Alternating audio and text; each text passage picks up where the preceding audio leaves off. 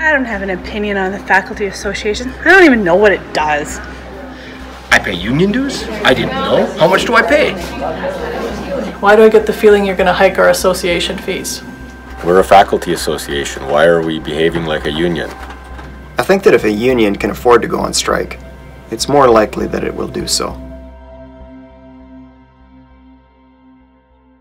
I want to talk to you about a significant change to the way your faculty association is representing you. As a result of recent legislative changes, the association can no longer position itself as having its interest align with the college's mission and mandate, and must instead concern itself with ensuring the integrity of the collective agreement and representing the interests of its membership. We are established as a corporation, the Northwest College Faculty Association, as required by provincial statute under the Post-Secondary Learning Act. However, the recent legislative changes involve the repeal of academic bargaining from the Post-Secondary Learning Act and the augmentation of the Labor Relations Code to accommodate academic bargaining for all post-secondary institutions. By virtue of being allied with the Labor Relations Code, your association has become a trade union. It's useful to provide some historical context to identify the rationale behind our new labor relations paradigm. Generally speaking, university and college professors in Alberta, while subjected to the most employer-friendly and anti-worker labor laws in the country, are comparatively well behaved from a labor relations perspective. In fact, up to the turn of this century, the publicly funded post-secondary institutes all had collective agreements between the governing boards and faculty associations, articulating binding arbitration as the mechanism for resolving disputes over contract renewal. All except Mount Royal College. During negotiations in 2002, Mount Royal College Faculty Association held a strike vote and began some work-to-rule action as part of its bargaining strategy. Even though strike action was ultimately averted, it became the impetus for the government to draft a legislative response, introducing in 2003 Bill 43. The bill combined 4 existing statutes: the Colleges Act, the Technical Institutes Act, the Universities Act, and the Banff Centre Act, with a very notable inclusion: an explicit ban on strikes requiring compulsory binding arbitration as the final dispute resolution mechanism. The government argued that public sector workers should be considered essential and thereby prohibited from striking. Bill 43 was proclaimed the following year as the Post-Secondary Learning Act. But in 2015, the Supreme Court of Canada overturned essential services legislation, deeming it unconstitutional. After consulting numerous experts in the field of labor relations in the post-secondary education environment, brokered by our association hub, ASIFA, we have a number of options before us to help us plan a future under this new legislation. The first option is to do nothing. The benefits mean there will be no additional costs to our membership and requires no extra time or effort of the faculty association. However, at the bargaining table, the union is left in a highly vulnerable position, while management, knowing the union is not prepared for a lockout, is placed in a position of invincibility. For the union's bargaining team to negotiate a fair collective agreement will have limited impact on a management team that knows faculty cannot afford the full financial costs of enduring a lockout. The real costs of doing nothing erodes rights, freedoms, and salary. Contrary to what some people think, a union with an adequate lockout preparedness fund is not more likely to go on strike because they can afford it. In fact, the opposite is true. A well-funded union is taken more seriously at the bargaining table. Management are motivated to try harder to negotiate a resolution. So how do we go about building a preparedness fund? Our second option is for the NCFA to build its own fund. This way, the union has full autonomy over the collection and disbursement of the money. This means that, as a faculty association, our membership would decide the size of the fund and how much people should be compensated while out of work. Once our fund is established, we could even reduce our association dues. But we are a faculty of almost 400 people, Assuming lockout pay is $100 a day, a 6-day lockout would cost the association more than $250,000. Last year, faculty in the Ontario colleges were out for 5 weeks before being legislated back to work.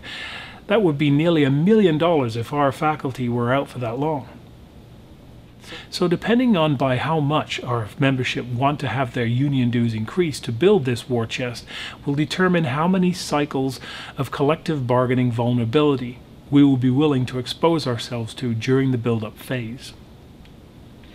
Also, $1 million war chest is a substantial quantity of your salary that's locked away, that if you're lucky, you'll never get access to. ASIFA's President's Council approved a policy to take before its membership at May's AGM at the conference in Jasper that establishes conditions for creating a defense fund for ASIFA member institutions.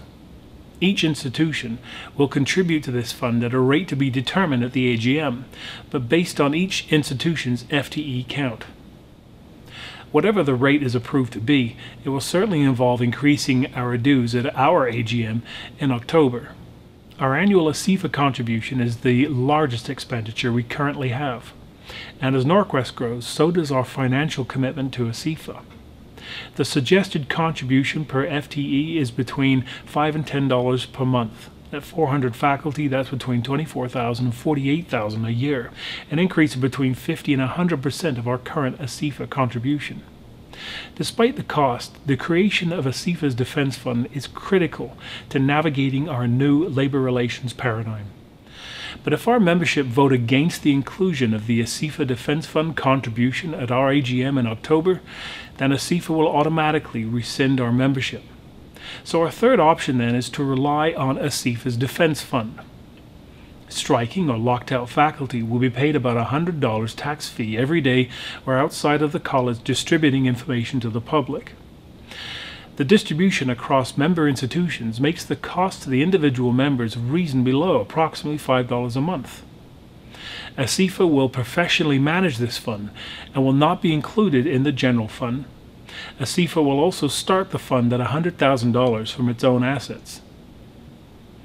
The availability of this fund with all member institutes contributing limits negotiation vulnerability. The disadvantage is that pay disbursements don't occur until the 4th day of work stoppage. Also, member institutions will contribute to the defense fund indefinitely. The biggest disadvantage is that it does not pay for the costs associated with strikes or lockouts.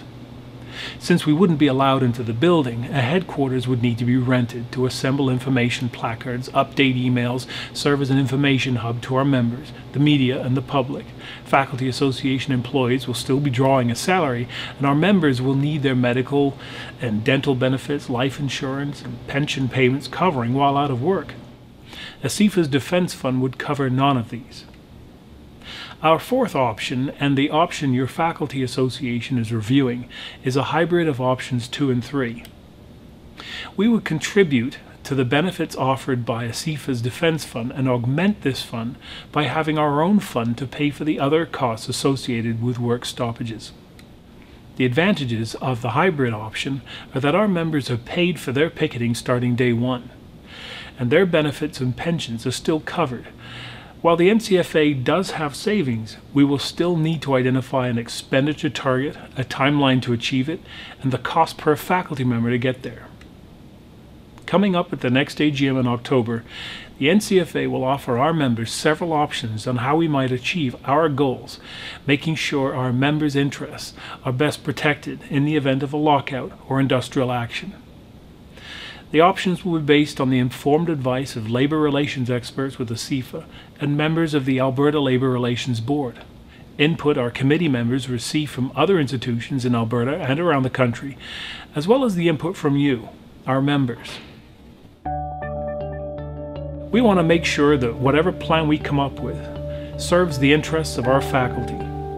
Keeping our resolve united and strong enables us to be continuously well-positioned to deliver the highest quality education and support for our students, and in doing so, ensures our college remains the educational institute of choice for students and faculty, now and for many years to come.